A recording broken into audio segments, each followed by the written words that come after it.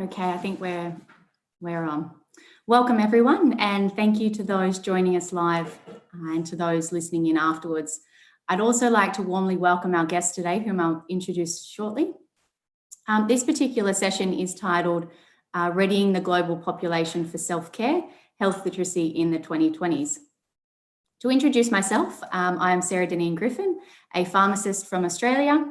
My current position is a lecturer in health management and leadership at Charles Sturt University. I am vice chair of FIP's New Generation of Pharmaceutical Scientists Special Interest Group, FIP's Young Pharmacist Group Community Pharmacy Section Liaison, and vice president of the Pharmaceutical Society of Australia's New South Wales branch. To me, it is an honour and a privilege to be moderating this event. I would like to welcome all participants who are joining us live. I am told we have 544 participants registered for this event. FIP's vision is a world where everyone benefits from access to safe, effective, quality and affordable medicines and health technologies. FIP's mission is to support global health by enabling the advancement of pharmaceutical practice, sciences and education. And I would like to take this opportunity to promote the benefits of membership with FIP, including events and webinars like these. FIP is the global body representing over 4 million pharmacists and pharmaceutical scientists. If you're a pharmacist or pharmaceutical scientist and you would like to become a member, please register on FIP's website at fip.org. So as you can see on this slide, we have some announcements. Please note this event will be recorded, live streamed on FIP YouTube and will be available at fip.org. To all those listening, please feel free to send your questions through the Q&A box, which is provided, and I will do my best to manage all the questions so that at the end, we will be able to discuss those questions during the panel discussion with our speakers. You are also welcome to provide feedback to webinars at fip.org. And as I mentioned previously, you can become part of FIP at the web link listed on the screen. So on this next slide, this webinar on health literacy is sponsored by Reckitt, and I would like to thank them for their support in this online program. This event is part of the series, Shaping the Future of Self-Care Through Pharmacy. Now, this program is comprised of 8 episodes that refocus on accelerating universal health coverage for all by enabling self-care through community pharmacy, and additionally 9 episodes which are focusing on self-care support for community pharmacy teams. Given this, I'd also like to make comment that today is World Self-Care Day, which is celebrated every year on July 24th. With the aim of raising awareness and promoting individual responsibility to self-care. And it's very fitting we have this webinar session for you today. On the next slide, we are joined by a panel of fabulous speakers from Australia, the United States, as well as Ireland. And I wanted to sincerely thank each of them for taking the time to prepare their presentations. I will introduce each of them in a moment. So for today's event, we will explore the evolution in our understanding of health literacy and identify practical strategies to improve health literacy in community populations.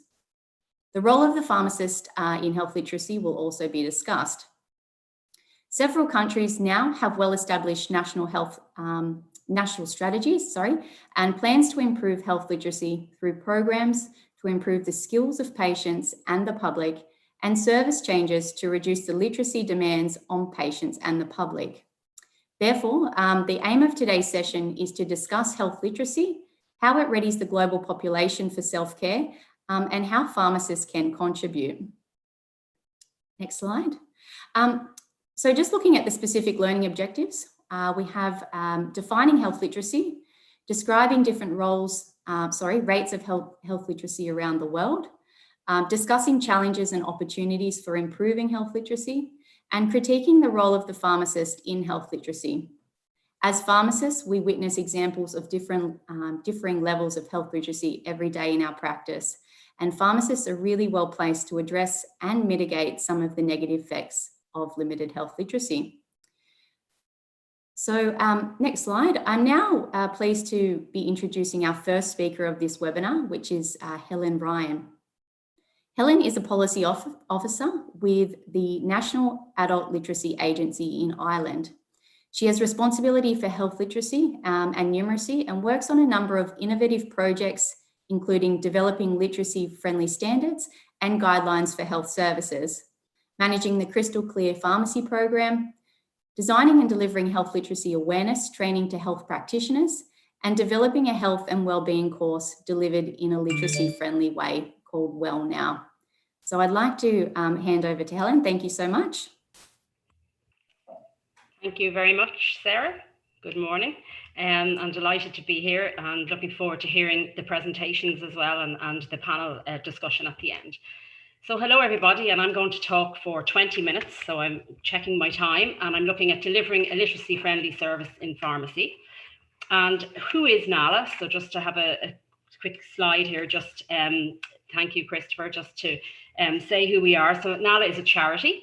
And we are a membership organisation as well. We are mainly funded by government with a mission to advocate for literacy as a human right, and also collaborating with government, state agencies, education centres, health services, to really try and influence policy and practice and support people who have literacy, numeracy and digital skills needs. And a lot of, I'm going to discuss today, will be a lot of our health literacy work in that area. So the outline of what I'm going to look at now, I'm going to just look at sort of three areas. What is health literacy and numeracy? And I have some Irish statistics in there as well, and for us why it's important. And delivering a literacy friendly service, which is really the piece that we'd like to share today, and relevance to the pharmacy sector for the programme that we have. And finally, some tips on communicating more effectively. However, I do know some of the other presentations will go into a little bit more detail, so I'm not going to spend too long on that. Great, so on my next slide, I just have here sort of what is health literacy and numeracy definition within Ireland. And very much we see it as, and I suppose in the middle there you'll see the visual, it is partly the technical skills, of course. So it is reading, writing, numbers, technology, because we can't get away without, using technology now to book flights and to do many things. But it isn't just about the technical skills. Very much it's also about the person and their confidence and their self-esteem, and broader than that as well as social, emotional and economic dimensions. So very much we work from that broader definition, and it affects this visual here we would have developed in our work when we were trying to get employers and trade unions and in government on side with what our definition is. We thought this was a useful representation of sort of the places and the ways that we use literacy and numeracy in our daily lives. So on my next slide then, just looking specifically then at health literacy and numeracy, and NALA's work over the last number of years divides it very much into two sides of one coin. So one whole piece is of course the individual. That's the person, myself, Helen. What are my skills like when I'm engaging with the pharmacist or a health service, and can I engage with the information and can I make a correct decision? That's absolutely a huge part, but it's not the only piece. So for many years it was perhaps just looked at from that individualistic side. It's 50% of it is the other side. So in the services that I meet, so the pharmacy that I go into today or the GP surgery, is the signage clear? Can I move my way around it easy enough? Do the staff communicate with me in plain English? And do I leave understanding what I'm meant to know from that appointment or that engagement? So very much our definition and our work is around the two areas. And here is just, I suppose, is a specific definition really for ourselves around particularly around the health literacy side. It is about that information base, having confidence, self-esteem, as I mentioned earlier, just even to ask questions is a huge thing, and then to take decisions. And health numeracy, which again, I like the academics have done a great service that there's actually this other term now. This really is about engaging with the numbers around our health world. And I have some statistics there around what the Cancer Society in the UK found. Again, how many of us will struggle with these things like risk, perhaps 1 in 10, 1 in 100, 1 in 1,000, and that not everyone is able to just work them out as quick as others. And you'll see the medication prescription there, the label. So again, challenging for people with literacy needs to fully read and understand what's on that. Okay, on the next slide, I'm just mentioning digital health literacy because it's coming up more and more, and it's become a feature of lots of the way with COVID. We've had to engage with our medical services on a digital way, and we just need to be considerate of that. We've some statistics there I won't go into too greatly, but that we certainly in Ireland have huge needs around this area, and jumping everything to a technology platform needs to consider people who don't have those technology skills and the literacy skills. And Nala's working on that around embedding a certain approach and how we build those skills. So just the next slide, and I know, I'm sorry if I see I'm going fast through it, but I'm conscious I have my 20 minutes and I want to get my piece done, and then hopefully you'll get these slides afterwards to have a look at. Really, this is just, I like this visual because it moves, it shows where we want to move from to where, and really around all the challenges and befuddlement around information. Literacy is huge in this piece as well. We want to move people into a place where we can understand the information, we're comfortable to ask questions, I feel fully informed, and I can make a right decision then. So on the next slide, just to share with you again very briefly, Irish statistics, and again other countries, you know, we're not, some countries are doing better than others, but Ireland certainly will be in very much the middle group there. In the last survey, we've 1 in 6 who will find it hard to read a patient information leaflet, for example, and we will have 1 in 4 who will struggle with working out that medication. So it's quite high. And the health literacy statistics, again, put it sort of at that 40% mark, would struggle with limited health literacy. So again, we know this is there, it's an evidence base, and we will you know, encourage people to say, look, this is the situation, let's now work with some solutions around how we can support people. So we've a little bit of research just on the next slide. I said I would put some research in for people who would be interested. Greg, if you, or sorry, Christopher, just if you click again, yes, thank you, that'll come up there. So again, just Rima Rudd from America would have come over and spoke to us, seems like a long while ago, but that information is absolutely as valid then as it is today. And we know these, again, this is an evidence base that I'm probably talking to the converted a lot here today, but I suppose a lot of the work that I would do is going in and talking to people in the medical and sort of the health space. I need sometimes to say, look, there is an evidence base backed up here. We have some Irish evidence there as well that people are taking the wrong dosage or they're not fully understanding their health information. And this is a concern, and what can we do? On the next slide, just there's another piece of Irish research there, a bit more recently. Again, I'm sure this is pretty similar to other countries. You know, we have people out there who will struggle with terminology and jargon. Embarrassment is an issue for many people, so we have to be conscious of that and how we deliver services. And again, I was surprised a bit at the 15 to 34s were least likely to ask.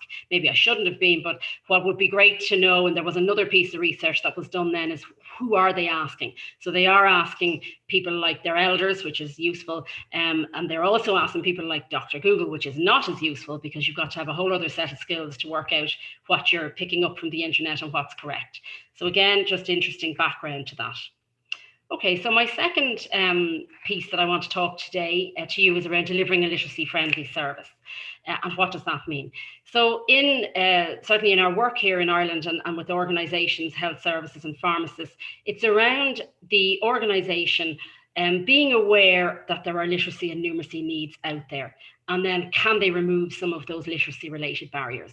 That seems, oh, well, what do you mean by that? Great example here in Ireland, and I hope it's the same in other countries. If you present to A&E or ED, emergency department here in Ireland, you are not given a form anymore. So years ago, you would have been handed a form, fill that out, there's a pen. And this is even pre-COVID on that. You are now asked for your information, and the person behind the desk will type it in, confirm it with you, check it out. That is a literacy friendly response because it removes the barrier of have you the skills to fill in the form. You're sick anyway, you're probably a bit upset. So I think it was removed possibly for many reasons, literacy possibly being one of them. So that's a good example of a literacy friendly service action. And our work is on this is around in these 4 areas, which I will look at now. So on the next slide, over the years, we have developed 10 literacy-friendly quality standards. And these 10 standards, when we talk about the pharmacy program in a minute, are the 10 in the pharmacy world. I also use them in most other organizations I would work with. For example, GP services, we would work with frontline services who work with unemployment, even retail, we would work with some of this. I do separate work with hospitals, and we've actually got about 18 standards for hospitals, because there's just a little bit more happening in hospitals that you're asked to do. But in the main, these are the 10. I'll look at each of them now in a minute. Interestingly, just to say that number 9 wasn't there initially. So we initially had 9 literacy friendly standards when we began this work in 2015. And again, in my naivety, I was making the assumption that people who would work within a pharmacy in particular their literacy, numeracy and digital skills would be fine. And in fact, through our work in the programme, many of the pharmacies were saying to us, look, some of our staff, for example, wouldn't be comfortable with writing down telephone messages, wouldn't be comfortable with doing certain pieces of their job, but they're really strong in other areas. So that was a really, really useful, because there are programmes in Ireland where staff can go back and improve those skills. So you can improve your report writing skills and different pieces. So that's why number 9 is relatively new. So it's just an interesting one to point out. So on the next slide, we have what this programme that we're working on, and we've worked on, as I said, for the last 6 years. So this is a mark, it's a crystal clear mark that recognises that pharmacies who deliver a literacy friendly service. So basically, it's taking those 10 standards on the previous slide. I have it in an audit, it's on online audit, and we ask pharmacies to go in, answer hopefully yes to the 10 of them, and we have a guide that supports them there, and then to show us some evidence of that. So one of the questions is, do you have a literacy friendly policy? And the evidence of that is, here's the policy, attach. Another standard is, we have a plain English medication label. Please show me that. Again, attach. Here's a plain English medication label. And then other ones would be things like, our staff are aware of literacy needs. And again, that would just be text to type in, just tell me 2 examples of how that's the case. And again, the pharmacists type in, they submit it in to us, I review it. And then if I need to go back, we might have a phone call, a few emails. And then when they have achieved the mark, they will get a sticker and a certificate that lasts for 3 years and that they put up in their pharmacy to tell the public, and they promote it locally. It's absolutely free. We developed it with the Irish Pharmacy Union here in Ireland, and it is funded by Merck Sharp and Dohme. The pharmaceutical company would support that. For the cost is sort of NALA's time in promoting it and then assessing the audits when they come in. Great. So on the next slide, I have a little bit more detail in relation to some examples. So I've mentioned the 10 standards, and that's the 10 of them there. And again, we would ask for examples, and here's some of them. Things like, what is plain English when you're speaking? Just instead of, and we would say this all the time, it's nothing, it's not badness in any of us. I'll see you on Monday week. What does that mean to somebody? So actually give the person the date. Or if you say to someone, come back in, I'll see you tomorrow morning for that, it's very useful to give someone a time, because again, it's more likely that someone might remember the time and come back in. I'll be looking at some of these other pieces as well when we move on, but you can see there little bits of examples that come in, and the guide, which is on our webpage on the Crystal Clear, and it's linked to this when you have a look, actually goes through each of these 10 standards in more detail. And so very much we support the pharmacy in filling out the form by having a lot of the information available. Just on the next slide, some of the interesting good practice examples over the years that we've come across. And again, I think what was really useful about the Crystal Clear programme, and there's 105 pharmacies in Ireland that have achieved the mark, and we're hoping we've another 20 awards open at the minute for people and pharmacists to apply. But what was really useful with it is it actually, it says to people, hey, I was doing this already. So a lot of it wasn't about, oh, the pharmacy was not achieving this. They were. So what it gave them a chance to do was actually document and write down some of the examples. And these were some of the things that were already happening. And for other pharmacists where they weren't doing it, they can learn and perhaps take them on.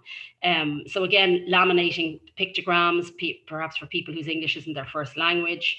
There was a lot of issues over here around generic medication and people speaking to the colour of their medication as well. So again, trying to work in how we share that with people. Again, where people, one pharmacist would tell me they know somebody struggles with numbers.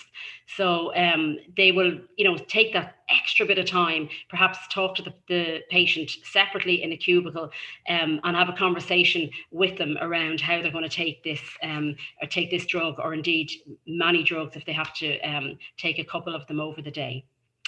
Okay, so on the next slide then, my last piece, because I'm conscious now I've only a couple of minutes to go. It's my good timing on about 5 or 6 more minutes, and I'm talking about tips on communicating more effectively. So again, I do a lot of, Sarah mentioned at the beginning, a lot of work and training on this. And these are sort of the key points we will ask people. Who are you talking to? What to look out for? What are you saying? And then just checking in with the person. So just on the first one there, who are you talking to? Again, knowing your audience is extremely important. And we've done, if people are aware of, just you'll see there in the next one, the Health Literacy A to Z Guide by Helen Osborne. Just you'll see on the next page there, is a really good book that explores a lot of these areas. It's a very good reference guide. So depending on who you're talking to, and again, this comes really naturally to pharmacists. Every day they've perhaps a couple of hundred people coming in and out of their pharmacy, and they will know, if it's a local pharmacy in particular, maybe a lot of their customers coming in, and then others they will be gauging and picking a lot of this up. So depending on who is in with you will determine how you are talking to somebody.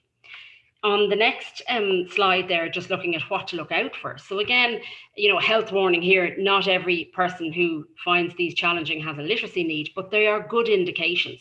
So sometimes people will be a bit uneasy, a bit nervous at the counter, maybe say things like, oh, I forgot my glasses, I can't read that. Even when I had to get my flu vaccine a couple of months ago, I had to sign a form, and they asked me to read and sign the form. Again, a pharmacist there, if they saw me stall, might say, would you like me to read it out to you? And you can just sign at the bottom. So just looking for some of those indicators, confused about tablets, maybe describing medication by colour and so on. So it's just good to look out for this, so you might be aware of it. And in the next slide, then we look at watching your language. So this is really important. What are you saying?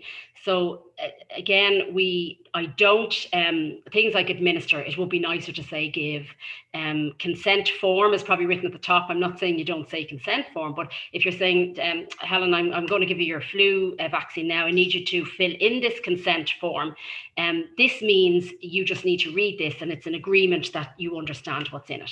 So just trying to put a lot of what you're saying in layman's terms and layman's language.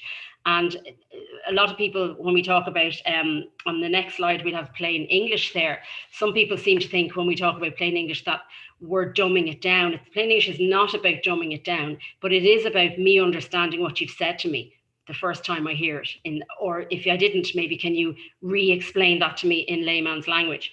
So, for example, I'm not saying to people not to call your condition an infection or hypertension, or, when we work, and I would do a bit of work with the Cancer Society, malignant or benign. I'm not saying don't use terms. You can use them, but explain them. And that's really, really important for people, that we understand there is a language around a lot of healthcare, and then just to explain it in layman's terms can really help. We've done a lot of work on the plain English world, and I know there'll be other things on this. So there's a lot of links here around. We've a guide and we've documents and forms, so people can explore that, and indeed come back to me with any questions afterwards. On the next slide, really just, I often just throw in one that just says, look, if you were to ask me what are the top tips, these really are it. Trying to avoid capital letters, space things out as best you can, aligning text to the left. And this is very much when we look now in a minute about the next slide around the health literacy in the medication space, which I know labeling is a real challenge. We've come up with what we would say would be a health literacy and a friendly label. So just on the next slide there, you'll see the current label that is produced here in Ireland, probably very similar worldwide because they're stuck to certain rules. And we would like it to be in a more plain language position, which would just be about using active language, not using capital letters, lining text to the left. They're very simple things, but and if we'd more time, I would go in to this in more detail. As I say, we can follow up on this with anybody. But that's really where we're trying to explore how best to look at labels so they're more understandable. The next one is the next slide really just looks at, again, it's another example, my bugbear, about how working out things. It really would be great if people and labeling and companies could look at how to put them in a more simplistic way. So my final piece then on my next slide, really just looking at checking in. And again, I'm not going to go into this in too much detail because I know it's covered in other presentations, but using TeachBack really has been really positive in sharing that there's this technique you can use, which is really useful. And a lot of pharmacists would use it, but I do a lot of work with pharmacists, undergraduate who have not yet been out into the world yet, and they would struggle a bit with, is that not very condescending? How am I going to say this in a way that doesn't insult the person? And I say, well, no, it isn't. And when you explain why they need to do it, I think they're very much okay with that. So we recommend something like, just so I'm clear now that you understood me, just tell me, Helen, how you're going to take those tablets when you get home. And the more you get used to saying that and asking it really, particularly with new tablets for people, that can make a huge difference. So we really try and advocate the TeachBack method. And then the final piece there, just on the next slide, I'm sure people probably have heard of Ask Me 3, but we would very much promote that here in Ireland. There's no point, don't reinvent when it's out there. And we would say, look, this is really good. And we do a lot of work with learners and students themselves in trying to empower them. So from the flip side, so we work with pharmacies to help the pharmacies be able and ready and ask questions and look for signals and really deliver it in a plain language way. But then we also need to work with the individuals and the patients and literacy students to be comfortable with asking questions. It's not shameful to say, I'm sorry, I didn't really understand what you said there. Could you explain that to me again? And it's a hard thing for us all to do because it's I feel a bit, I didn't get that. What's wrong with me? So we really do try and encourage asking questions. The final piece there just is around, I have a summary slide that we have a health literacy fact sheet that explains this. And on the next slide, there are all my details, which I'm very happy to take, obviously questions today, but you can contact me for further information on anything I've explained. And I hope people found that useful. Thank you.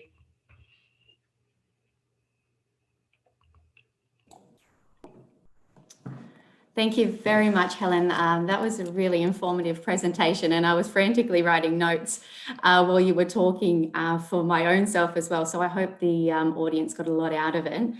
Just to summarize for Helen, she's provided us a couple of statistics, and I just wanted to reiterate a couple of these. 10.3% had inadequate health literacy, which was the European Health Literacy Survey. 1 in 5 of Irish people are not fully confident that they understand information from their healthcare professional. She provided some ideas for delivering a literacy-friendly service. She also explored the 10 literacy-friendly quality standards, explored the Crystal Clear program, which is currently running in Ireland, which is the mark recognised that pharmacies in Ireland are actually delivering a literacy-friendly service, which 105 pharmacies have that mark in Ireland, which is really, really great stuff. And she also explored the Ask Me 3 patient awareness campaign. So thank you very much, Helen. And if anyone does have any questions for Helen, pop them in the Q&A box. Okay, so I'd like to introduce our second speaker, Dr. Anandi Law. She is an Associate Dean for Assessment and a Professor of Pharmacy Practice and Administration in the College of Pharmacy at Western University of Health Sciences. She is also Director of ACCP Peer-Reviewed Health Outcomes Fellowship since 2003. Dr. Law received a BPharm from the University of Bombay in India and PhD in Pharmaceutical Administration from the Ohio State University. Dr. Law has been an active member of AACP since 1999 and has served on their board of directors from 2015 to 2018 as elected chair, Council of Faculties. Dr. Law is an active member in the California Pharmacists Association, International Society for Pharmacoeconomics and Outcomes Research, Academy of Managed Care Pharmacy, and she's a fellow of the American Pharmacists Association. She serves on several editorial advisory boards and is an editor-in-chief for Journal of Contemporary Pharmacy Practice and associate editor for RSAP. She has several grants, more than 80 peer-reviewed articles and book chapters, and Dr. Law has researched, published, and testified on the topic of functional health literacy using prescription labels, studied readability of prescription labels, and redesigned labels in multiple languages to make them user-friendly for LAP and low FLH populations. I'll hand over to you, Anandi. Thank you very much. Thank you, Sarah, and thank you all for attending from across the globe. It's 2 a.m., 2:30 a.m. in Los Angeles time, so I hope that I'm coherent at this point. So what I will be talking about, and it was an excellent presentation that Helen Ryan gave on all the specifics of health literacy and how to address it as a pharmacist. My work has been across about 7 to 10 years, looking really at how to improve the way that patients receive this information. So, what we provide and how they receive it. So this actually started from just a brief conversation with a student who said, well, why don't we have our labels this way, and why do we have it this way? And that began a whole 7 to 10 year journey on looking at what do patients really want from their label, or how do they really use their label. So next slide, please. This is acknowledgements to all my collaborators with health literacy, and some of them are across the globe. So this is just to let you know who I worked with. Next slide, please. These are the learning objectives. So as we heard about health literacy, I'd like to kind of differentiate literacy from health literacy, from functional health literacy. And I know they all seem the same, but I'm going to talk about how different they are and how it impacts patient medication use behavior, and my research, which is focused on prescription labels to improve medication use. If we go into the next slide, we will see that we did a scoping review a few years back where we tried to look at the terms, and what we found was medication adherence was on top, and patient engagement is something which is more and more gaining importance. And the reason I'd like to bring this slide to your attention is that we really need to get our patients engaged, because no matter how good the physician is or the pharmacist is, we know that the end user is the most important in medication use. And unless we can address and have them engaged in their own care, it's difficult sometimes to get full adherence and for them to get the full outcomes. And we have whole health systems paying for these medications.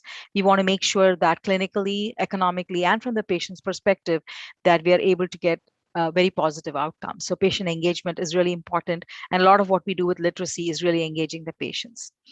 And as you'll see in the next slide, as you see, if you look at this word, how do you pronounce the word? So if you look at the pronunciation, can you forward the slide, please?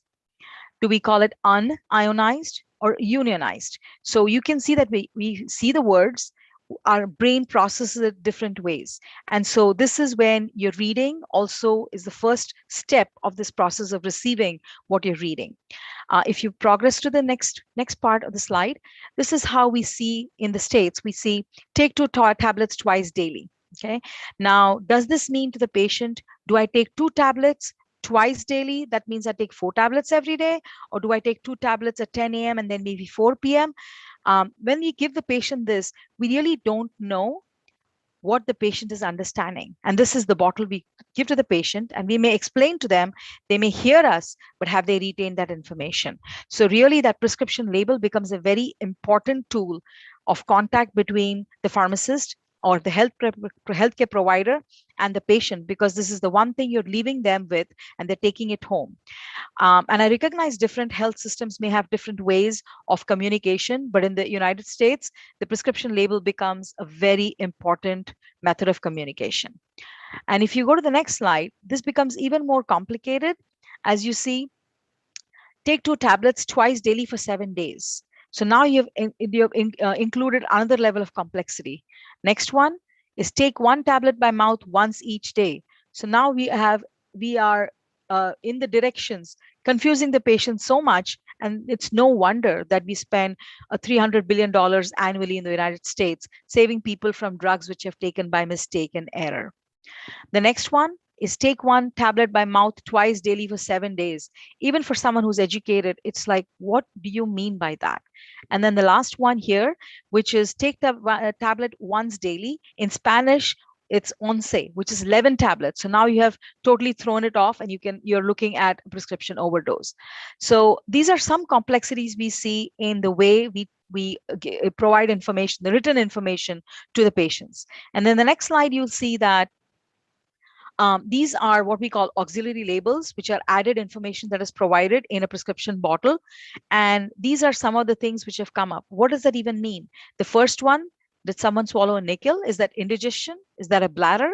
The second one, is that radioactivity, chills or shaking? And the third one, does it mean caution against the sun? So we put these, but we don't explain to the patient, what does it really mean with reference to taking your medications? So as you see, we have seen a lot of confusion. So what we're trying to say here is you could be literate, but functional health literacy, or FHL as we call it, is the ability of a person to not only read, understand, but also act on the health information. Because it's not just enough for people to know what you're talking about in plain English. They need to now translate it to how will they take the medication. So this involves looking at test results from your diagnostic and laboratory tests, medical records, health insurance form, patient leaflets, and medication and dietary supplement labels. So as you see those labels over there, take with food or milk, all of these are stuck on the side. And it used to be very confusing because sometimes they're rubbed off or erased or torn off, or the patients can't see because it's so small. So these became really problematic. And if you see in the next slide, this is a typical form, enrollment form into a health insurance. Just looking at this would throw someone off and they get really nervous trying to fill this form.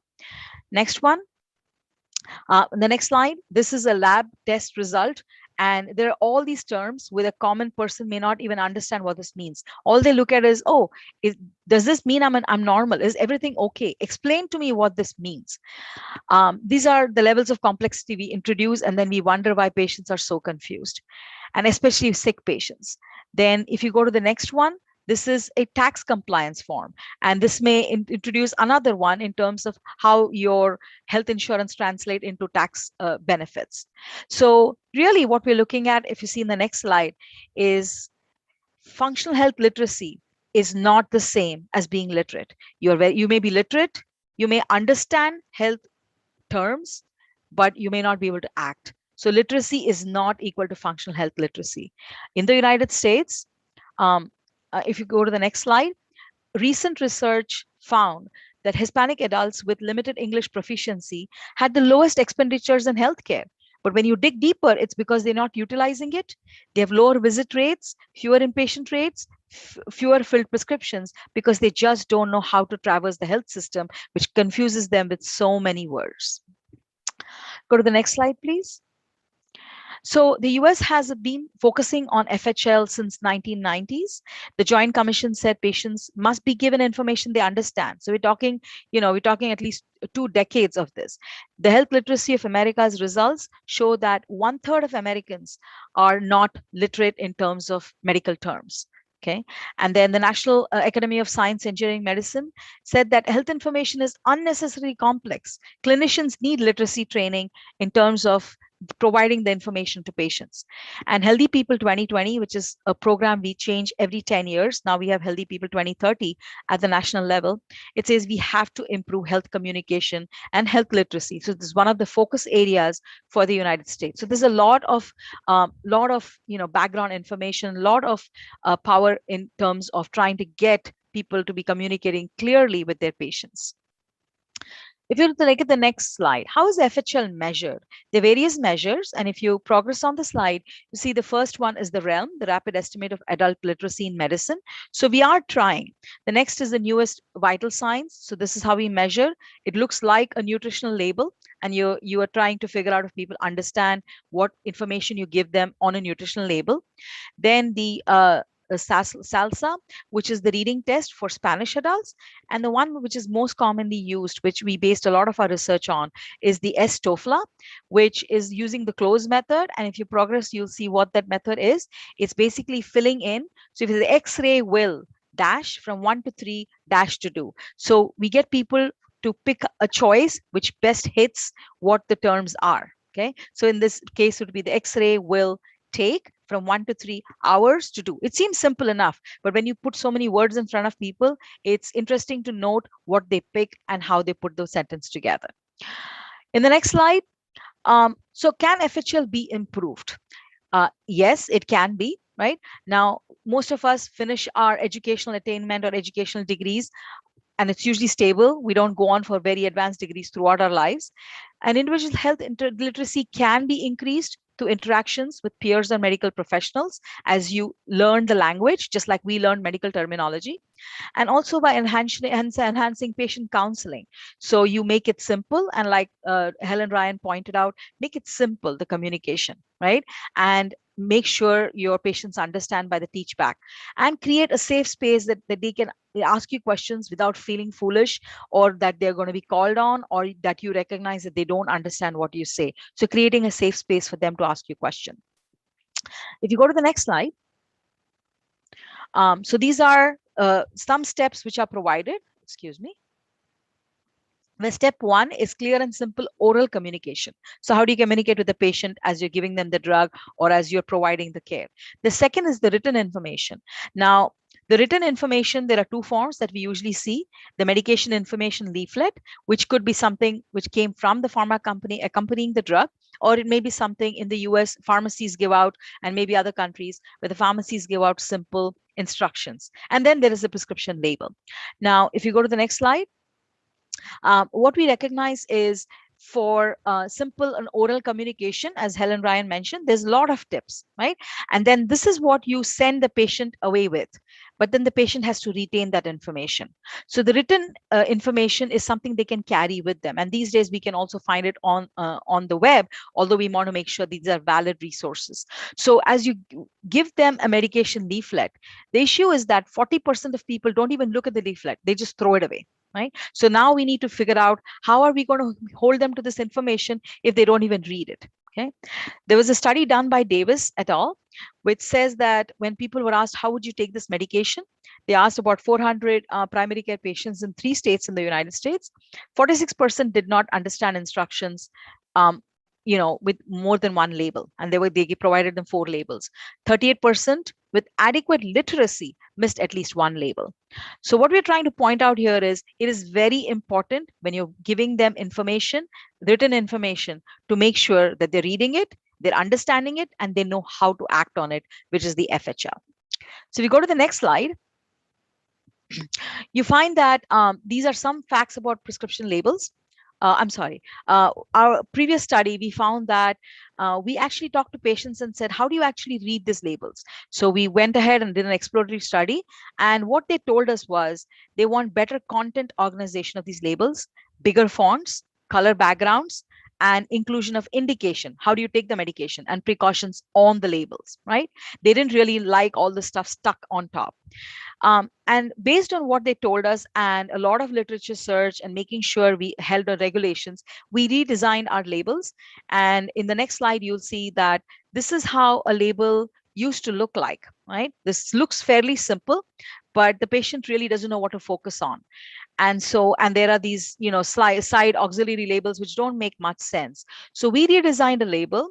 If you go to the next slide, and I'm very proud to say that our students actually helped us and we tested this. So this is a label we designed. I've testified before the California Board of Pharmacy, and this has been adopted in several pharmacies, which is we made sure that the name was clear and there was, the color was such that it attracted attention. And we also included the indication making it take 1 tablet by mouth in the evening for lowering cholesterol, so they know what the drug is for. Otherwise, they have no idea what they're taking this drug for. And for people who have an issue with understanding, we have the table there, as you see, which tells you when to take the medication. So if you have 1 check mark between 5 to 8 p.m., it means you take 1 tablet between that particular range of times. So we gave them something which is numeracy, and they don't really need to read a lot of words as long as they see the numbers. And also on the right side, you see that we put all the warnings, all the information on this label. And if you go to the next slide, you'll see that on the label, we made it so they didn't have to keep turning the bottle. They just had to turn it once. They saw one set of information on one side, and then as you turn, they see the other information the other side. So now we tested this label. We asked pharmacists, physicians, and patients about the label. We compared it with an existing label versus our redesigned label. And every single time we found that statistically it was significant that our pharmacists, physicians, and patients preferred our label on cosmetics, on content, and on convenience. So once this was done, we found that ours was the preferred label.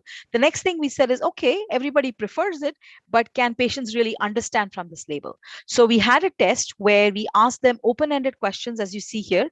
We gave them 5 bottles of very common drugs, simvastatin, metformin, etc., and we asked them to look at the label and then answer these questions. So the open-ended, there's no multiple choice. They actually have to understand. And if you go to the next slide, you'll see that this is our study, and we don't need to go into the full detail, but we used 2 labels. We used an existing label and a redesigned label. And we conducted this test where we had patients who filled out this, looked at this bottle. And as you saw on the previous slide, they had all these questions they answered. We looked at their responses, and then we gave them an education. We went over for maybe like a few minutes. We talked to them about where to find information on the label, on each of these labels. And we also gave them a leaflet to take home. For the control group, we gave them no education. We gave them all the information, but no education. And then a month later, we repeated this, the comprehension study, where we asked them once again to look at the label and fill out the survey. And what we found, as you see in the next slide, is that, again, I won't go into a lot of the statistics here, but what we found is, first of all, that the redesigned labels did well even at the baseline. People found it easier even at this baseline. If you look at, on the right side here is the redesigned label. Even at baseline, they did better. And we also found that with education and our redesigned label, as you see the extreme right, you find that the scores were the highest, and there was a significant difference between before and after. Okay, so it really tells you that having the redesigned label helped the patients understand, because they were able to tell us, write down and tell us. And then the second thing is that having education helped them even more. If you go to the next slide, we also found that along with comprehension, we gave them the STOFLA, which is a measure of functional health literacy. And we found very similar results, that the functional health literacy actually increased before and after the intervention. So this tells us really that both of these help. And if you go to the next slide, we found that there was a correlation between the comprehension and the FHL. Next slide, please. So we can go ahead. This is just a summary. Go to the next slide, please. These are some resources. And then we did one more study which said, okay, we know that they understand, but now do they actually know how to act upon this, which is the final thing. So if you go to the next slide, you find that this is the next step we did, where we now ask them to read the label and fill a pill box. Okay, so a pill box with all the medications they need to take for that particular day or for the particular week.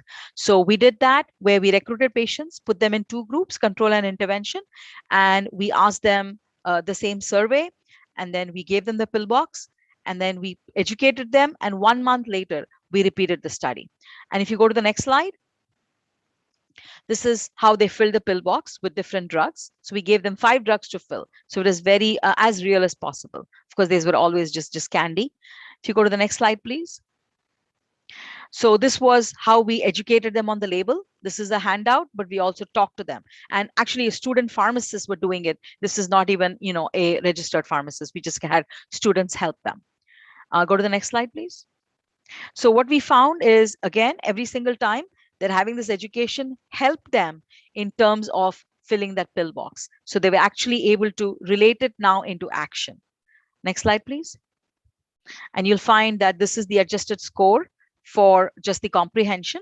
If you go to the next slide, this is being able to fill the pill box. Next slide, please. So this is where you see that the pillbox scores have also gone up, that they were able to accurately fill the pillbox in the intervention group when they had the education.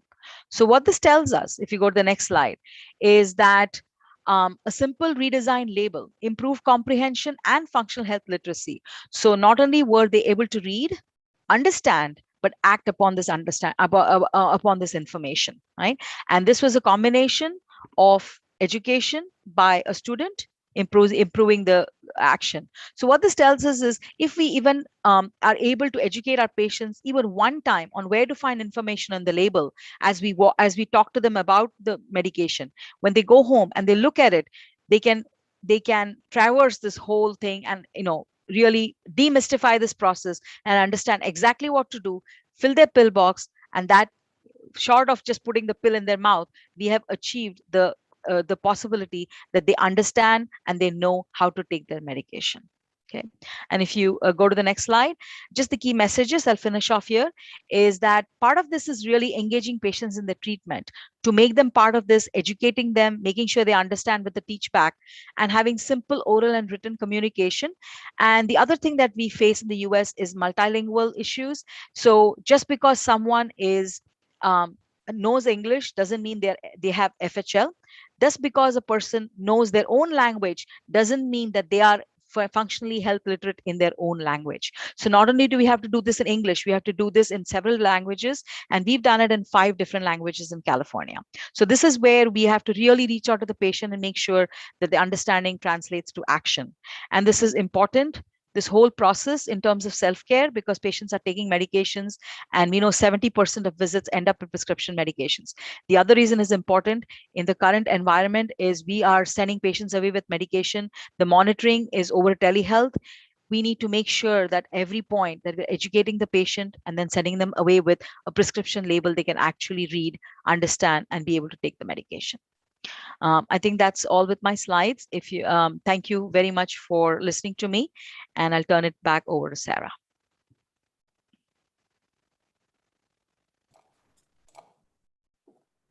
Thank you very much, Anandi. That was a really great presentation. To summarize, Anandi talked about patient engagement. She looked at the complexities of written labels we provide to patients. She looked at functional health literacy and how we measure functional health literacy, the implications on patient safety and medicine safety. She also explored redesigned labels and demonstrating patient understanding. And lastly, a translate to action using a pillbox to demonstrate patient understanding as well. Thank you very much, Anandi, and we'll move on to our next speaker. Okay. So our next speaker tonight is Dr. Greg Duncan, and he's a fellow Aussie.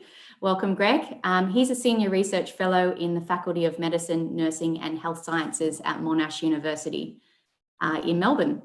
He has a background in hospital, community and academic pharmacy in both Australia and the UK. He has led a number of national research projects exploring medicine's communication with patients and between health settings, with a focus on issues of health literacy. In particular, he was the lead investigator in the development and evaluation of health literacy training for community pharmacists in Australia. Greg is very involved with the development of evidence-based practice and research skills for health professionals, as well as being the co-instructor in a multidisciplinary graduate unit in evidence-based practice at Monash. Greg has taught pharmacoepidemiology, EBP, communication, and public health. Greg is a member of the editorial board of 2 journals, including the International Journal of Clinical Pharmacy, as well as a peer reviewer for several others. He's not the world's tallest pharmacist, as he once claimed. Welcome, Greg. Thanks very much. Thanks very much, Sarah. Good morning, good afternoon, good evening, everybody. Hello from a very chilly and wet Melbourne. I want to talk about putting some practical aspects into action in health literacy as we move to the next slide, and thinking about what we can do on that day-to-day basis. We've had this fantastic scene setting from Anandi and from Helen, And you're going to actually hear some repeated messages from me that we've heard from both of them as well. And rather than thinking that these messages are just us being repetitious, perhaps you might consider the fact that these are particularly important things to be focusing on. So they really matter. So we know that health literacy is a real challenge, that it's poor health literacy or limited health literacy skills are quite pervasive. We know that systems approaches are a really important way to reduce the impact of that. So we need to think about when we're implementing change in our environment, what are those very specific skills? So I want to talk in a little more detail about some of those skills that have been introduced. It can be pretty challenging and fairly overwhelming when we think about just the size of the problem. There was some epidemiology mentioned of health literacy in certain settings. And in fact, when we look at some more complex environments, the rates of limited health literacy can go up to over 90% in particular groups where there may be challenges around cultural and linguistic diversity, increasing age and complexity.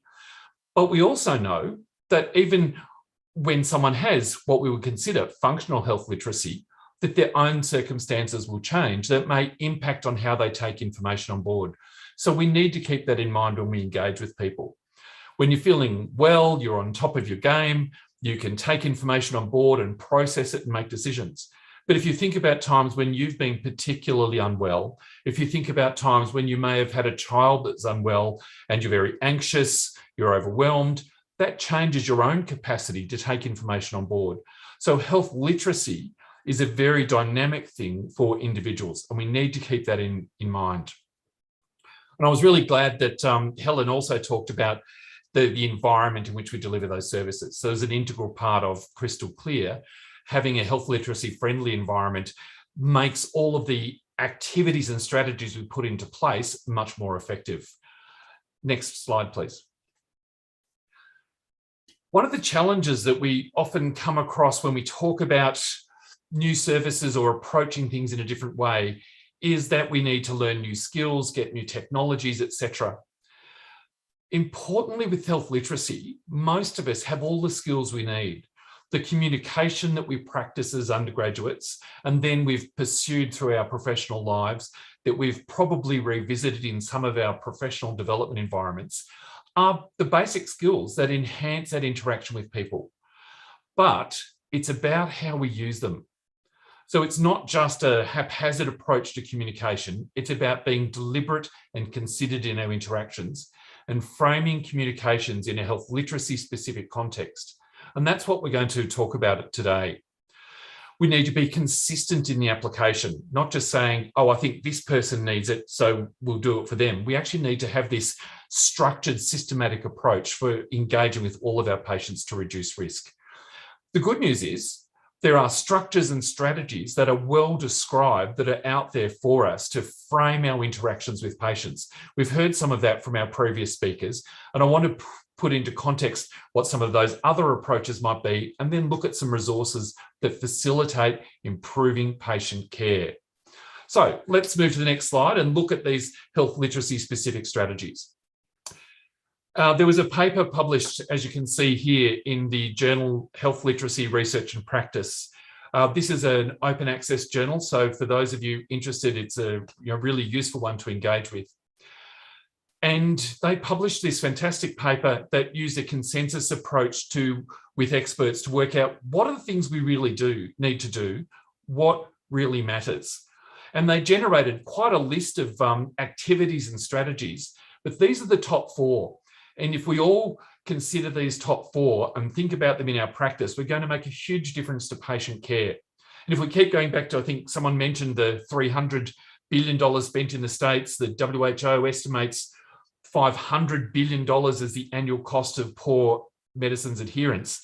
This is actually low-hanging fruit where we can make a real difference in the ability to distribute services more widely by getting what we currently do right. So these are the top 4 strategies in that process of helping patients get their medication use right. We've heard it from both speakers, using teachback or that show me technique for understanding. We know that from the start, it gets drummed into us to use plain language, to not use the jargon. And I think we forget just how much of a secret language we create in healthcare. So we're going to talk about that as well. We need to think about how we engage with patients. So that's actually making them feel safe to ask questions in that patient-centered context. And we're going to look at how we really need to reframe some of that, because what we think we do with the best of intentions often turns out to actually not work. And how that's framed in what's now referred to as universal precautions as an approach to patient communication. So let's have a look at those as we move to the next slide. So teach back we've heard about. We know that it's that process of ensuring that the patient understands by explaining back to us in their own words, in their own kind of phrasing and language that makes sense to them. So we get the sense they've understood the information provided. What the research shows that when people do this, they actually feel quite awkward. I don't want to get it wrong because I don't want patients to feel that they're being judged or put on the spot, if they're being tested. So it's really around how we frame it. We need to make sure that we sit any responsibility for any errors that come through on us. So we frame our questions around that. So instead of tell me how you're going to take this medication at home, it would be something like, just to make sure I haven't missed any important points, can you explain back to me how you're going to use this medicine? So if they don't get it right, it's my fault. It's the pharmacist's fault, the health professional's fault, and we're not judging that patient.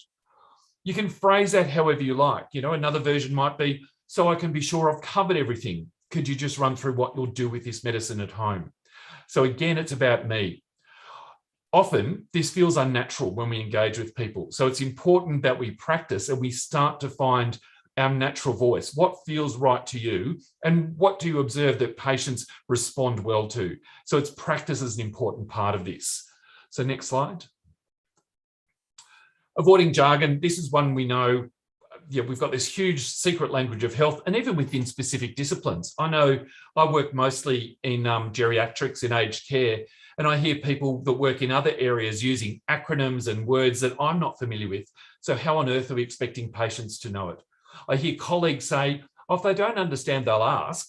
But I've been in situations where, smart, educated people hear words they don't know and are afraid to ask. So it's not common for our patients to ask for clarification. If we do have to use those terms, and it's important that they can understand them, we need to make sure we explain them, avoiding acronyms unless they're common. Again, we need to explain them as well. Check patients' understanding of specific clinical or pharmaceutical terms so that we're all on the same page. And I guess it's really important we try not to show off. Pharmacists are really well educated, they're very well informed, and it is tempting to make sure your patients understand what a specialist you are, but it's a fine line between doing that and then having them think that you're just showing off for them. We can always look at a range of other resources that we support them with to help with their understanding later. Next slide. One of the challenges is around getting patients to engage. And for me, this is actually one of, both in the research and in my own experience, is one of those indicators that patients may have limited health literacy, that they don't ask questions. So we invite them, and we all do it. We want to genuinely feel that patients are safe to ask us questions because we want to make sure they get the information they need. And I see it all of the time. Healthcare professionals talking to their patients, using all those appropriate body language elements, open stance, warm, sort of engaging face, etc., gentle voice. Do you have any questions? And being absolutely genuine about that. But there is a research that tells us that that's not what patients hear. When you say, do you have any questions to people who have limited health literacy, sometimes what they hear is, are you an idiot? And that's really unfortunate. They feel judged because they should understand it, so they shouldn't have any questions. So they don't ask questions because they feel they shouldn't, or they don't ask questions because they feel that might reflect on the quality of your counselling. So it is really important that we keep that kind of approach to asking questions open. So we need to then look at how do we reframe that so that it allows for people to feel safe and validated in that process of asking questions. And while when you look at this slide, you say, well, that's a very small difference, going from do you have any questions to what questions do you have for me?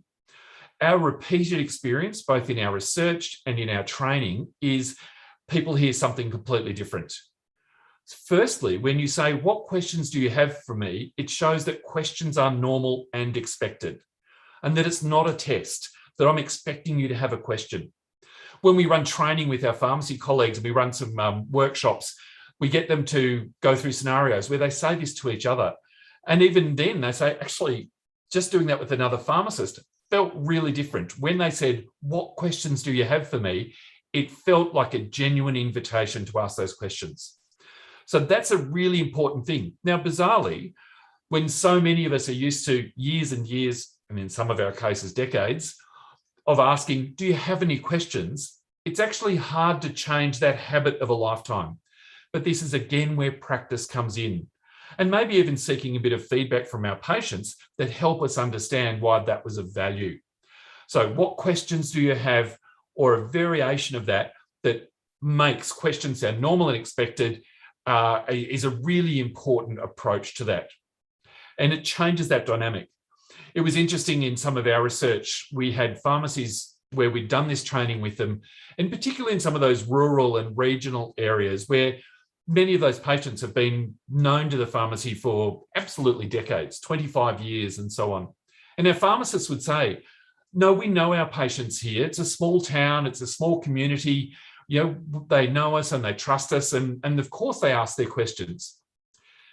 But after we introduced this and they started saying, what questions do you have? There were people who'd literally been going there for 25 years who suddenly came out with all of these questions that they'd never been game to ask before. And it may have been something as simple as, can I take vitamin D with this medication? But they'd never asked those questions before. And so it was evident to the pharmacist that that actually changed what the patient heard and how they reacted. So while it may seem simple, it makes a huge difference in that engagement with patients. Next slide, please.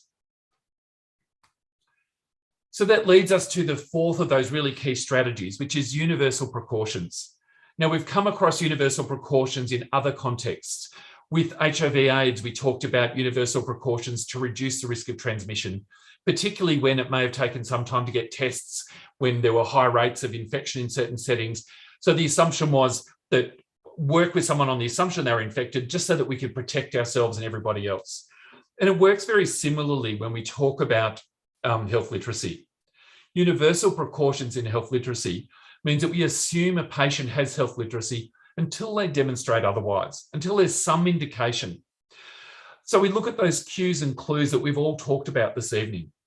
So it's the people that don't ask questions, the nodders and smilers. You know, they look at you, smile, nod. Did you understand everything? Oh, yes. Any question? No. Okay, so they're the ones we're concerned about. But we start with that premise that let's assume everybody has limited health literacy until there are indications otherwise. We've also talked about those other excuses. It may be not reading a document or signing it, looking disinterested or confused, being in a hurry, trying to get out quickly so they don't have to engage. So we need to think about those issues. But for me, it really stands out is the not asking questions. We use universal precautions because in various settings, rates of limited health literacy are very, very high. Even in a general setting, they're actually higher than we would have expected. There are some surveys in different countries that show anywhere between 40 and 60% of the average population has limited capacity to take information on board in terms of their health. So when the rates are that high, a strategic approach of universal precautions is important.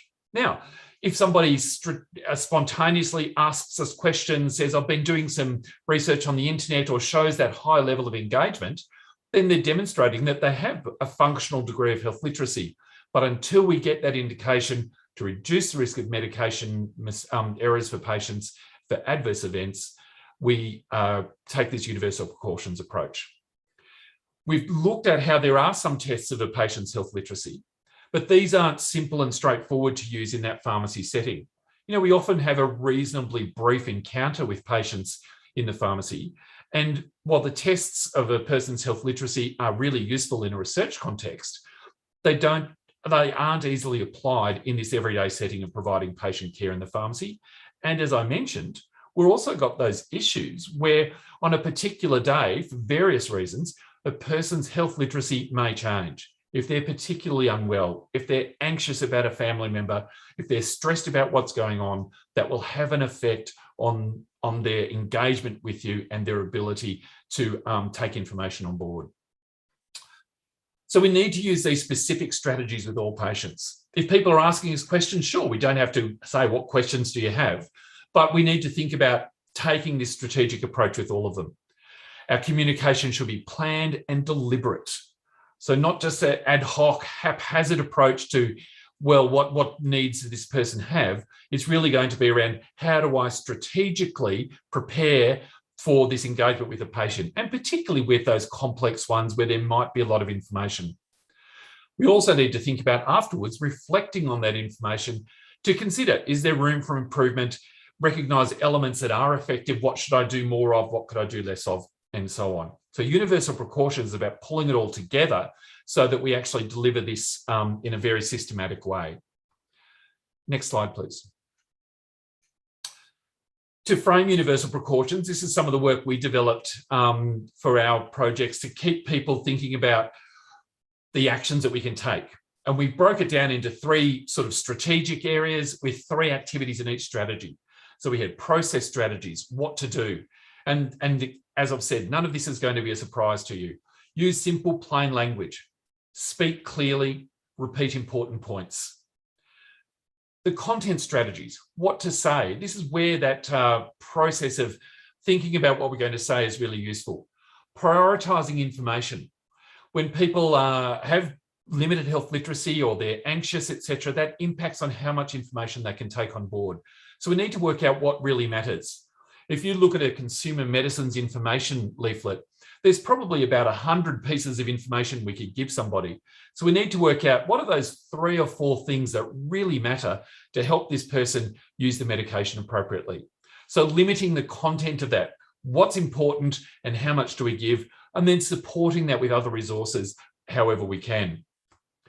Finally, it's that engagement process. How do we connect with people? And it's putting what we've just talked about into action. Making sure people feel safe to ask questions. What questions do you have for me? Using that teach pack strategy to make sure that people can explain to me in their own words what they're going to do with their medication. So I feel confident that they're going to get it right. And if it works, also it might be demonstrations as well. So if somebody has an inhaler or other device they need to use, being able to demonstrate that use in front of you. Patients will often be embarrassed about that, but it's important that we get to see it so we can make sure everything's done correctly. And again, this is about putting responsibility for things that aren't done correctly back on the health professional rather than on the patient. Next slide. Oh, looks like we've skipped a slide, sorry. There is a slide, and I'll make sure we get it into the deck that had some information for you. It is the some resources. Now, you've seen the work from AHRQ, that's the Agency for Healthcare Research and Quality. So, and Andy talked about that. That's in the US, and they've got some great resources there, particularly around pharmacy training modules and how to make a pharmacy a health literacy friendly environment. The Australian Commission for Safety and Quality in Healthcare has a whole list of supportive resources on health literacy. And I've mentioned the journal, that the Health Literacy Journal as well, Health Literacy Research and Practice. A couple of associations, the International Health Literacy Association and EACH, the International Association for Communication and Healthcare, are both really useful places. With all of this, with what my colleagues have talked about and myself, the things that matter are we need to put this into action. It's all very well and good to look at it as an academic exercise, but we need to put it into action. We need to be systematic in putting it into action. We need to be deliberate in putting it into action. We need to do things like making notes on the phrases that work or feel comfortable for us and get good responses from patients. We need to take that time to reflect on that interaction with our patients and to see the impact that they make. Talk to your colleagues, get their feedback, observe each other and participate in supporting this development so that it becomes an integral part of the culture of engaging with patients in your setting. It can be a challenge when we start, and so practice is what it's all about, and I can't recommend that highly enough. So on that note, I will say thank you for your time and attention. Feel free to drop me a message, as the other speakers have said. I do tweet some health literacy things occasionally, so if you're on Twitter and want to follow me, Be great to see you there. So thank you for your time.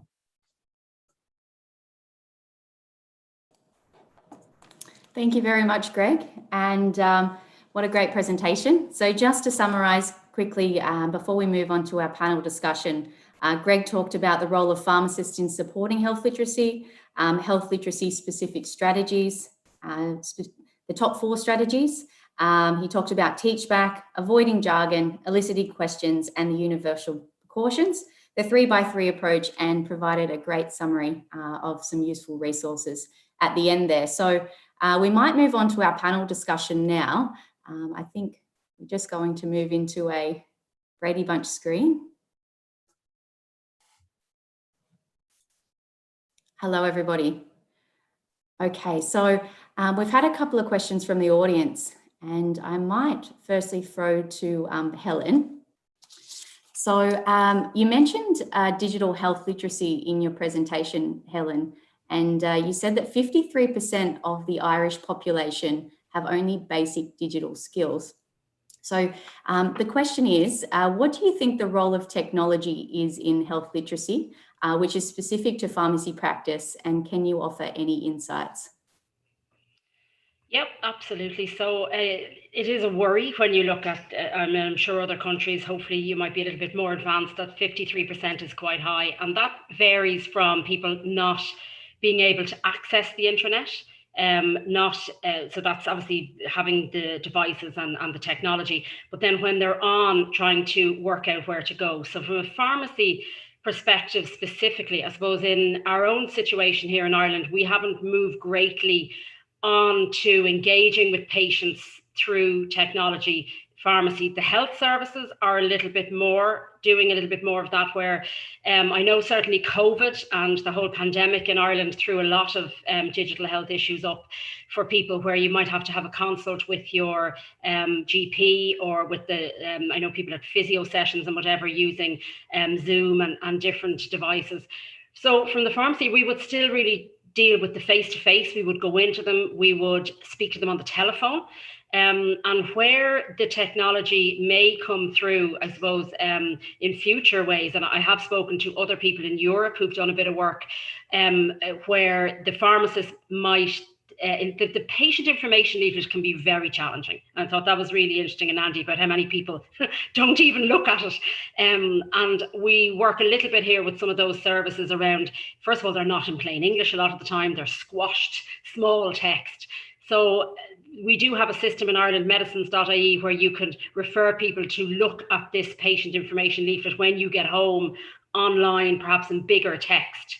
We haven't gone to the extreme, we would hope, so where that is in plain English. So perhaps the role of digital technology from a pharmacy side would be really through medications and supporting people being able to read up on the latest side effects in a plain English. But then there's a whole set of skills and individuals going to need them. And in Europe, there was a system where they would take your email address or your thing, and they'd send you a message when you left the pharmacy and say, click here and your medication information is on this webpage. But in Ireland, we haven't got there yet. But I think it's where we're all moving to. So I suppose digital health literacy, for me, we've got to be in, all of us sort of championing plain English, championing health literacy friendly approaches where anything may be developed in the future. Absolutely, and I totally agree. Thank you very much, Helen.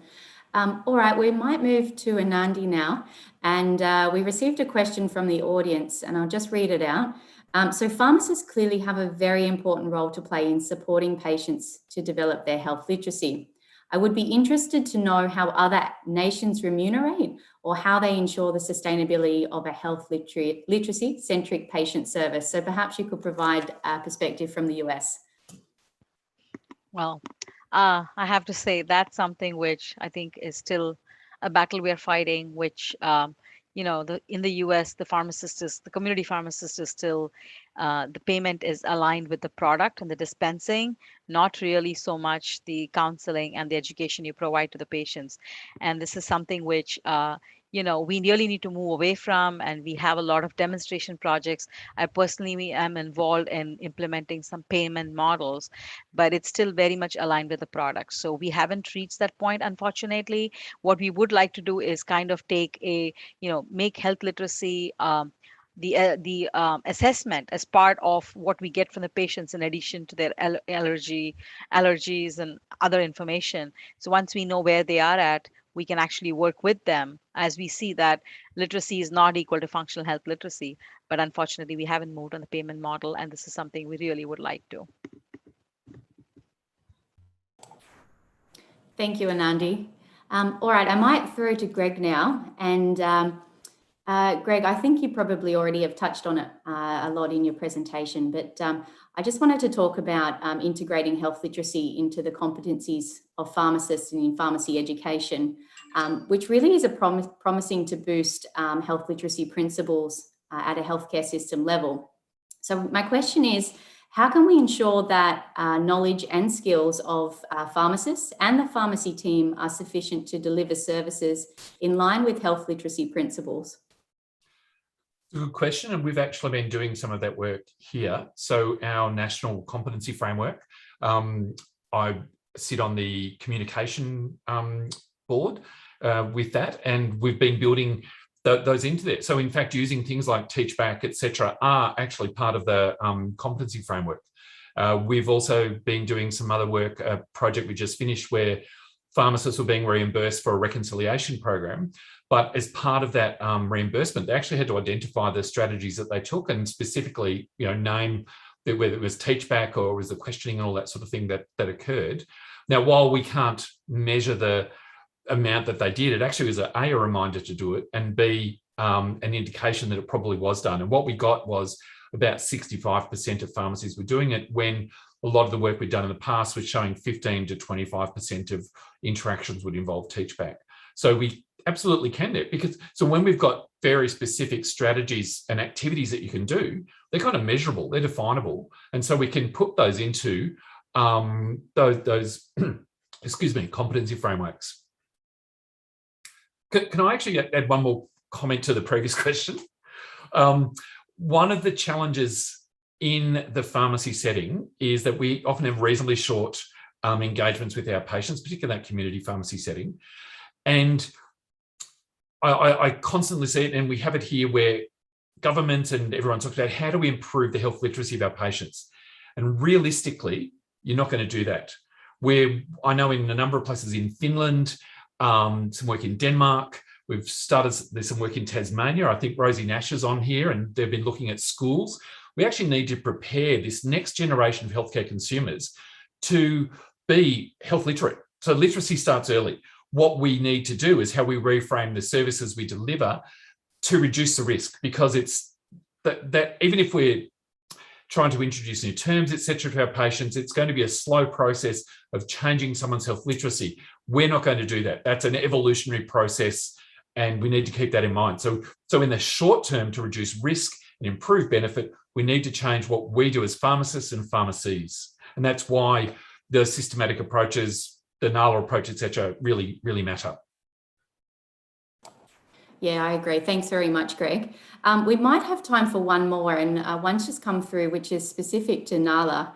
And I'm hoping, Helen, we might be able to answer really quickly. It's quite a long question, but so the question is, the Crystal Clear assessment is a great initiative from Ireland. How can we ensure that all pharmacies globally are required to create a health literacy responsive environment in line with the 10 Institute of Medicine principles? So it continues on there. There's a couple of other questions in there, but I might just throw to you in case you had any comments around that. Yeah, so I suppose to say to people, and it's quite interesting, so NALA is a charity. So we exist only year by year with our funding. So again, we may not exist, next year. Hopefully, of course, we will be here. Secondly, we are only able to do this with funding from a private sector pharmaceutical company. It's not something that is embedded and could be here forever as a program. Now, thirdly, let's situate how we, and I totally agree, Greg, about putting health literacy on the curriculum and actually family health literacy. We need to work with parents and children around the whole thing. So what we need to do, and what Ireland has done, which is actually quite exciting, is we lobbied our government very strongly in the last election to get adult literacy, including health literacy, named in our programme for government. We have a minister who is actually responsible for further and higher education, who has just gone through a process of huge consultation where we're now getting a 10-year strategy produced probably in the next around September, so what's 5 or 6 weeks time. In that, health literacy is named, embedded, and the Department of Health are now going to be pulled in, and they are actually a very good department. We work with Department of Children, we work with 9 government departments as a charity. It's ridiculous. But now we're going to have a whole of government and a whole of society approach to literacy, and health is in there. And so we now need to embed things like and it's actually crystal clear programme was written in that strategy as a potential model. So we need government to take it on board. So it doesn't rely on a charity or private sector funding or different things. And I suppose our big thing that we have not achieved yet, and we really hope so, I mentioned that I do a little bit of training with nurses and pharmacists, undergrads. I want health literacy as a mandatory module in undergraduate, postgraduate, CPD. I want it everywhere so that we can, over time, I think you're right, Greg. I mean, it is evolutionary. We need to work on everyone becoming more able and interested about their body, first of all, and their questioning, and then their health, and really trying to, because it's a really challenging, the health service and that dichotomy is still quite power. There's a power dynamic there that we need to look at. So I think it's very exciting, where we're certainly trying to go at it now from a governmental, departmental approach, and embed it into the places that will leave a legacy, regardless of whether NALA exists or whether someone's given us money to do something. Perfect. Thank you, Helen. And thank you very much to all the panelists. We might just have to finish up there. So let's just move to the wrap up and conclusion now. Thank you very much. So the recording of this episode will be made available on phip.org. Please provide your feedback to webinars@fip.org so FIP may continue to improve their digital events in future. Just moving on, I know we've got a couple of self-care tips of the day, given that it is International Self-Care Day. So first and foremost, find some time to relax during the day. And the second one is maintaining a healthy lifestyle is vital, especially during the COVID-19 pandemic. And I hope you're all doing okay wherever you are in the world. So moving on, I just wanted to remind you all, the next webinar in this series is supporting self-care, foot care and diabetes management, and that'll take place on the 28th of July. Next slide. And launched yesterday is this new report, Community Pharmacy at a Glance 2021. It is a FIP member organisations only report, and it reports on data from 79 countries and territories. I've already downloaded it and started reading it. So if you're interested, the link is provided down the bottom, or you can access it through the FIP website. Next slide. And just a reminder, World Pharmacist Day is on the 25th of September. If you haven't already done so, please head to the link on the slide and you can create your graphic and add your voice for World Pharmacist Day and use the hashtag WPD 2021. Next slide. And lastly, you can check all future FIP digital events at events.fip.org. All right, I might close just in time for 8:30. So thank you very much, everybody, for joining in, and for those listening on YouTube. Please have a great day or night wherever you are, and thank you. See you later.